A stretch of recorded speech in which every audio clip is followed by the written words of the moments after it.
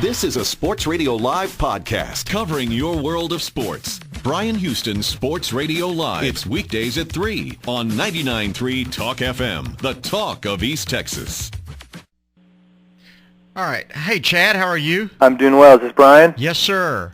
Tell me how to pronounce your last name, please. Put an S in front of it. It's Chmelar. Chmelar. Okay, that's easy enough. Yeah, phonetically it'd be Schmeller would be a much easier way. Okay, great. All right. And tell me what your title is there. It's Director of Sports Operations, but I am one of our coaches. Okay. Also, I wear a number of hats. Got it. How long have you worked there? Almost 7 years. Really? Okay. And what was your I'm just asking questions before we do the interview. Sure. What was your background before this? I grew up in a small town, actually not too far from College Station, Caldwell. Yeah. And played all sports known to man. Was fortunate to get a football scholarship to Baylor. Outstanding. So played at Baylor back in the last of the Southwest Conference, the first of the Big 12. Cool. And so that was kind of my sports background. Got a management degree, business degree there. So kind of got a master's, worked in the nonprofit sector for a while, and then ended up getting I worked a little bit in the publishing industry and got an opportunity with Flippen. Yeah. Was writing the book, The Flip Side, and kind of came to work for them, Okay. help him with that book, and started working in our corporate arena. Cool. And then as we had been doing a lot in sports, but not officially as a business unit. Mm-hmm. And so when we decided to kind of roll something out more formally, I got to be on that team. So Excellent. just with the sports background and the business background, and kind of the rest is history. Well, it sounds like a fascinating field, that's for sure. So We have a lot of fun, that's for sure. I'll bet. Well, we'll get started, and I won't keep you very long. No, that's okay. Okay, great.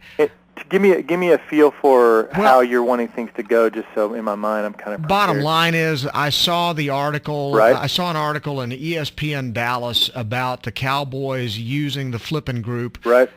to evaluate their draft prospects. Right. And there's a Perfect. lady here that's in Tyler that works with you guys. Mm-hmm. And so I just that fascinated me. So I said, okay, I just would like to know more about this, how what the Flippen Group does.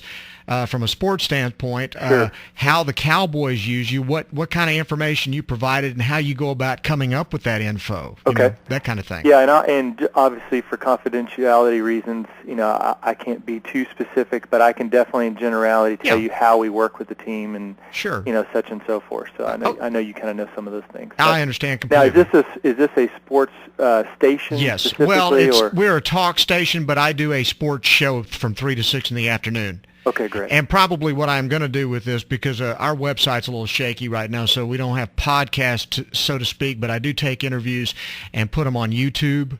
Mm-hmm. And so I'll probably post this to YouTube and then link you to it so you can hear it and do what you want to with it if you want to post it or something somewhere. Sure.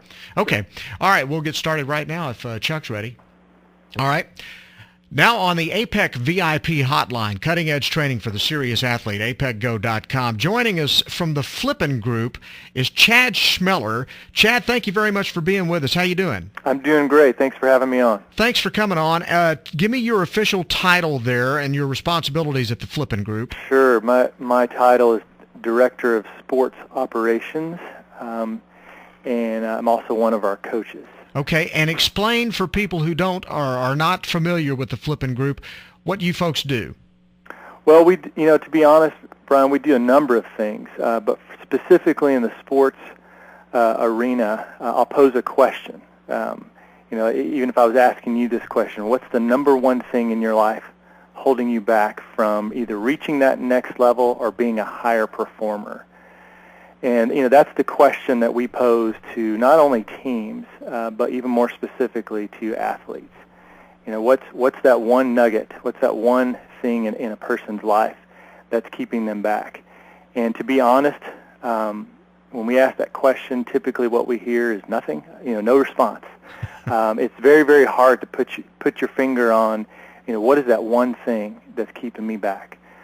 And actually, even the people that think they know, a lot of them are wrong. So when you look at a growth and development standpoint, a lot of us are spinning our wheels on some of the things that we think we need to get better at.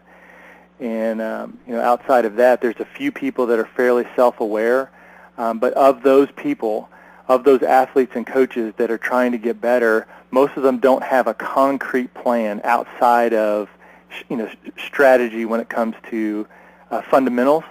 But behind fundamentals, what is the plan for me to get better as an athlete and as a person? It sounds almost like you're a life coach. We've been called that at times. That's not an official label for us. We're more performance coaches. I think we like to bridge the gap. We're all former athletes and have competed at a high level. So we understand the fundamentals and the technical side, but we want to get behind that. There's a lot of assessments and different tools in the field that are helping people when it comes to identify personalities and help with fundamentals. But we want to tie all that down even more specifically to behaviors. People's perspective of us, that is their reality, and it does shape how successful we are. So if a coach is evaluating a player, they're going to do that based on the behaviors and that they see, whether they know an athlete or not. And so for us, we try to help kind of put two and two together, kind of get behind the smoke screens, if you will, in an evaluation process and be able to really get to the true motivators and demotivators for athletes. Mm-hmm. Does that make sense? Yeah, absolutely. The reason that I wanted to talk to you is because several weeks ago, prior to the NFL draft, I'd seen an article on the Cowboys as they were preparing for their draft. Right. And it mentioned that they had used your group to help them in the evaluation process as they were setting up their board and deciding what players might be a good fit with the Cowboys and who might not be. And I just wanted, I know you can't get into deep specifics about this in this amount of time, but can you kind of tell me how you helped the Cowboys and how you help other teams? Sure. That's a great question. Obviously, for confidentiality, we're very protective of our relationships, and we are honored to work with the Cowboys, being longtime fans and friends. But we have, a number of teams. Actually, we got started at the professional level in the baseball world. We've been working with the Yankees for a number of years, and recently starting up with the Padres and the Mets and the Diamondbacks. So, wow. Quite a few baseball teams. And you can imagine the evaluation process and just the way they have their farm leagues and things like that. I'll get back to the Cowboys, but very quickly, when we kind of got started, what we were looking at is, let's take two kids that have a 98-mile-an-hour fastball. Mm-hmm. Well, the reality is, in the world that we live in athletics, both of those kids are probably going to get drafted. Mm-hmm. The question is, which one is the right kid for my team? Mm-hmm. And so it goes back to culture. One kid may be, poison in the locker room, or, culturally, not going to help the team get to the place that you need him to be. Even off the field, risk and those types of things. And so we started looking, into the evaluation process for some of these larger organizations, and how could we, from a filter standpoint, help get behind, what they're doing, and help them see more truly, what's driving some of the behaviors of these athletes. What are you truly getting? Let's look at a number of different things. Let's look at their aggression, how much self-control they have. Let's take a look at internal confidence, how they make decisions under pressure, how they make decisions, with, in an atmosphere where they may fail, things of that nature. So really have come in not only to help mitigate risk, but then I think even more importantly to validate the impression that a team may initially have. With the Cowboys or with the Yankees or whomever, most coaches, if you understand the scouting and recruiting process, you have fairly limited time with any one athlete. A series of interviews, maybe some calls here and there, but just with NCAA rules and all the, all the things out there, the red tape, if you will, that you have to go through, is how can we accelerate the insight that a team might have on a coach or on an athlete. And that's really the space that we're helping out in a lot in professional athletics, is to be able to really accelerate and fast forward the information, the knowledge that they have. But again, we tie all that back to behaviors. I want to know what's driving why an athlete does what they do. Okay. It's really funny that we're talking about this because today I got up and started doing my homework for my show, literally at 7 o'clock in the morning. And one of the things that struck me was the number of knuckleheads out there right now in sports. Josh Beckett is the main guy driving the headlines right now, a guy that couldn't make a start but then goes out and plays golf and then says all the wrong things in a news conference. And then what you were talking about reminds me of the Peyton Manning versus Ryan Leaf argument a few years ago in the draft. And right. How do you guys identify red flags? That's a great question. I was actually, to kind of dovetail off of that, I was listening to ESPN the other morning myself, and I heard just on I think it was Mike and Mike a question. There was a GM at a particular NBA team with all the playoffs going on. He said, when they're evaluating players and they're looking at behaviors and things that people are doing, he said, is a guy better than his problem?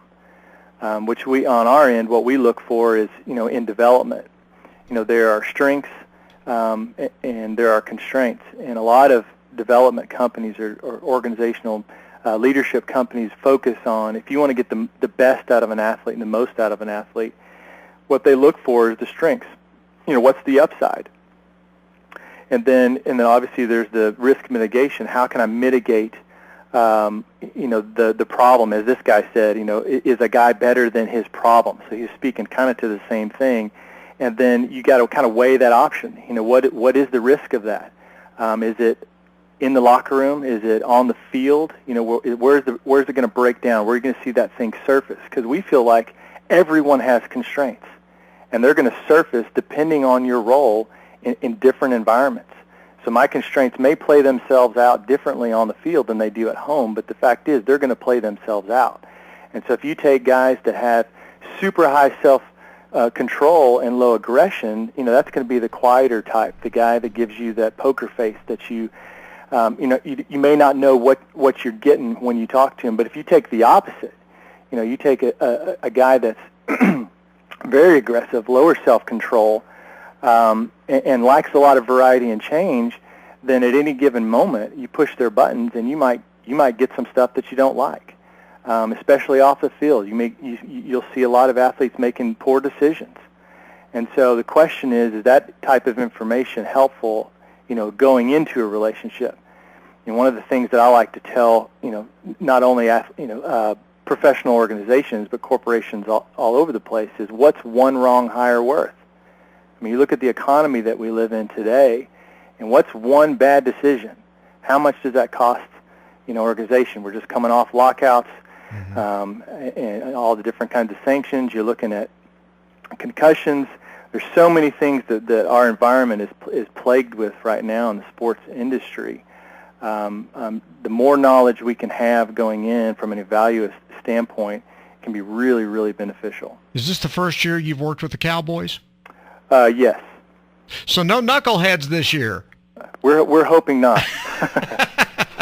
Well, Chad, it's fascinating. I wish we had 2 hours to talk because this just, I've got so many questions to ask, but time just won't allow it right now. But I'd love to talk to you again sometime if you're willing to do it. Absolutely. It's a fascinating subject, and especially with this particular group of athletes in this generation, Yeah, I'd be afraid to go into some of those guys' heads like you do.